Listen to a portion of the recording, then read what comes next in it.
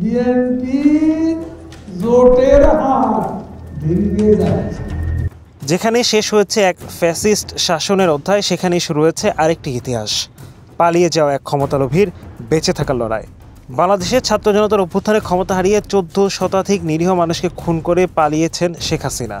সরাসরি দিল্লিতে গিয়ে আশ্রয় নিয়েছেন ভারতের রাজনৈতিক ছত্রছায়ায়। শুধু তিনিই নন, তার একাধিক ঘনিষ্ঠ মন্ত্রী, উপদেষ্টা, এমনকি পলাতক আওয়ামী লীগ নেতারাও এখন ভারতে অবস্থান করছেন।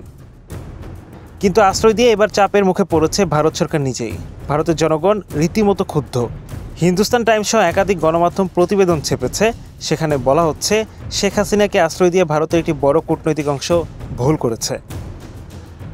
নরেন্দ্র মোদী নিজের সরকারের কূটনৈতিক ইমেজ বাঁচাতে এবার শেখ হাসিনার দিক থেকে মুখ ফিরিয়ে নিয়েছেন।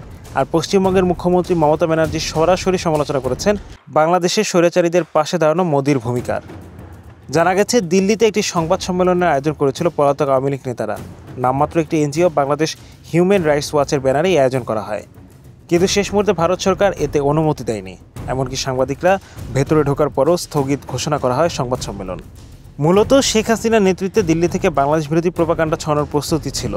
সে বিমান বিধ্বস্ত হয়ে শিশু মৃত্যুর ঘটনাকে শোক দেখিয়ে তারা মুখ লুকায়।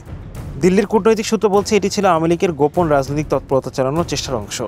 কিন্তু ভারতের পররাষ্ট্র মন্ত্রণালয় এই বিষয়ে আনঅফিসিয়ালি আপত্তি জানায়। বিশেষ করে ৫ আগস্ট শেখ হাসিনার পতনের ১ বছর পূর্তিকে সামনে রেখে প্রতিবেশী দেশের মাটিতে এমন বিতর্কিত আয়োজন বন্ধের জন্যই কড়া বার্তা দেওয়া হয়।